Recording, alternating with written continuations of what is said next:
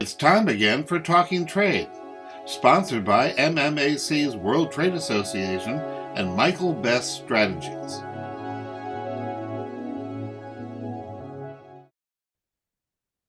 Welcome to Talking Trade. I'm Sandi, Siegel, president of MEDay. And I'm Ken Wasylik, Managing Director of EM Wasylik & Associates, a international business development company. So we're very pleased to have on our show today the Deputy Consul General at the Consulate for the Federal Republic of Germany, Gabriela Bennemann. The consulate offers a wide variety of services, not only for German citizens, but U.S. citizens, as well as foster trade relationships between U.S. and American and German organizations and businesses. So, Gabriela, thank you very much for joining us for Talking Trade. Well, thank you, Ken and Sandi. It's a great pleasure to be here today. Maybe just because most of you don't know me yet, I have arrived here in Chicago in April. So I've been here a couple of weeks only and try to answer your questions at my best capacity. I've been a member of the German Foreign Office for over 30 years on different continents, South America, Asia, Europe, Eastern Europe. The past 5 years I've spent in Central Africa, and now I'm very glad to be in the US. Well, Central Africa, yeah, welcome. The US, especially central part of Chicago and central part of the US is much different than the central part of Africa. So for sure, yes. This is a cultural shock, maybe a little closer to Germany, where your homeland here. But just to give our audience a little understanding of what the consulate does in Chicago or any consulate, can you give us a perspective on the trade relations between U.S. and German companies and businesses here in the Midwest? Yeah, sure. As you all know, the consulate has mainly 3 big topics that we deal with. First of all, we are a service station for German citizens and citizens who need visa, for example. We do a lot of cultural work at the consulate because there is a big German heritage all over the Midwest, particularly around Chicago, thinking about immigration to Minnesota in the last century and also to other states in the Midwest. And one of our biggest tasks that we deal with every day is, of course, that we want to promote economics and trade in both directions, meaning US companies going to Germany and asking about how to do that, and also German companies coming to the US. And we as a consulate are only a small wheel in the whole network of institutions that deal with promoting trade in both directions. Our biggest partner here, of course, is the German-American Chamber of Commerce. They have 60 colleagues who work there in comparison to me, who is doing that here at the consulate.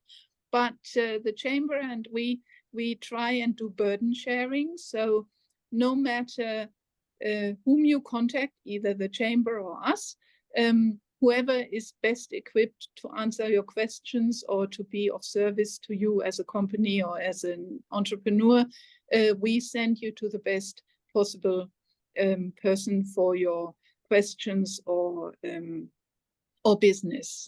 Meaning, mostly the Chamber of Commerce is working, of course, closely with the companies, but also with the aim to promote apprenticeships and education in economics. And also we as a consulate are best equipped to support the activities of the chamber on a political level, or helping with negotiations, negotiating memoranda of understanding or any such thing. So we work hand in hand.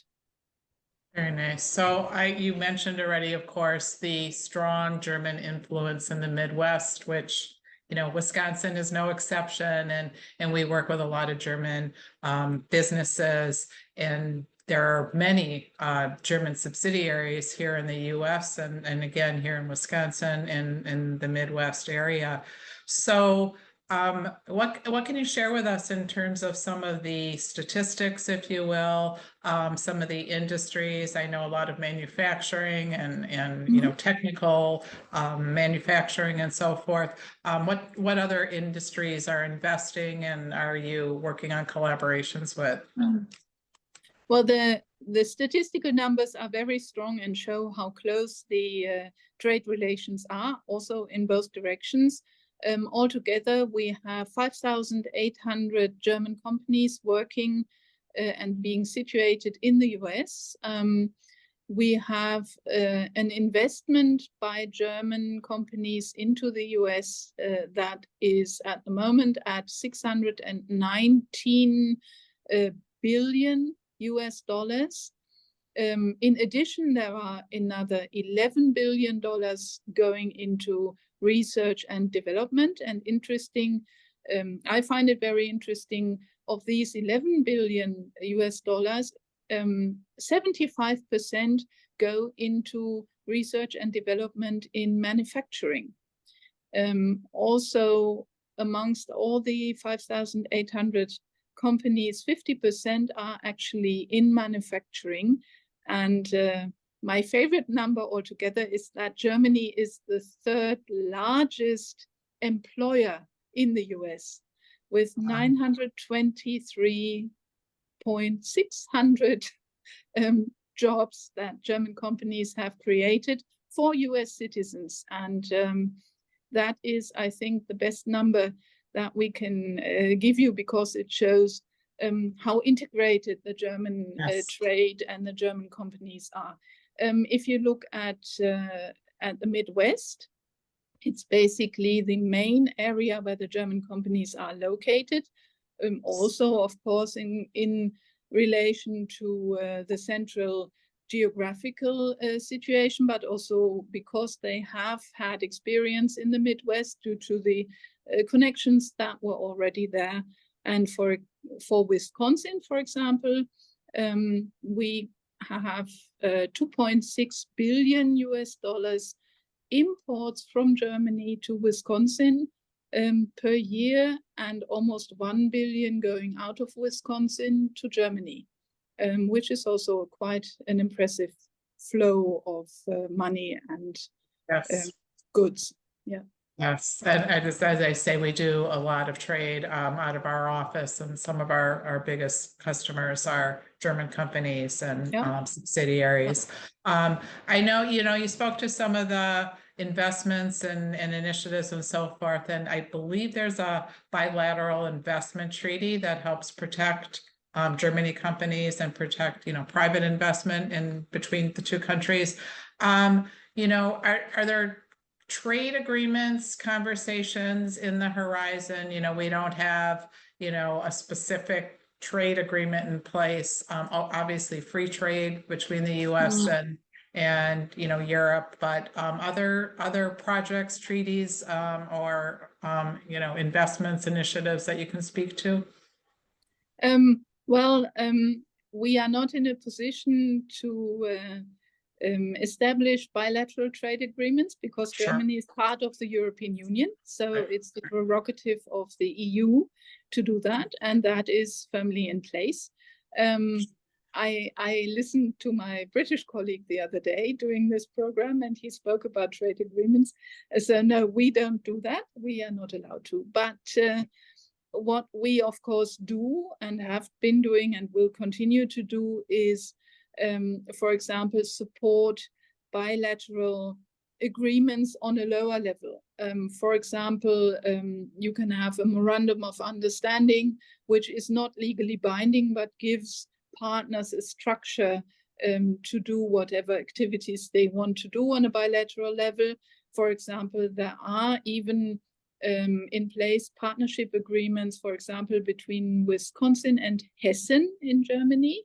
That's a bilateral partnership agreement that has existed for years and gives them a certain structure to meet on a regular basis to find out about bilateral activities. Also, just this last weekend, the Minister for Culture and Science of North Rhine-Westphalia visited Chicago, and with a big delegation talking about the possibility of having bilateral agreements on the academic level to look into future also economic activities with regard to battery development, energy storage, but also quantum physics, analytics, and also practical use in computers in the future. Very future oriented and based on physics, which is not everybody's expertise, but very impressive if you look at it. Yeah, that's fascinating. Yeah, that's very interesting. I know I've been at many trade shows in Germany, and it seems like Germany has made trade shows an industry, not just a place for tourism and then congregations, but every major city and some of the smaller towns and cities in Germany have a messe, a large messe, whether it's Cologne, Hamburg, Düsseldorf, Berlin, Stuttgart, and I've always there's those cultural, I should say those relationships between states, and you mentioned the relationship between Hessen and Wisconsin, and I know Wisconsin companies have exhibited at Medica in the Hessen area of the show, and so these type of cooperative arrangements between the various states is very helpful. Many American businesses do business, American business people do business in Germany, and especially at these trade shows. I'm always fascinated when I ask a native, what is the best way? What do you have any recommendations of how Americans should be successful in Germany? Is there any cultural things that we should know? Is there business tactics, negotiations? What are those tips that you can give American business people to be successful in Germany?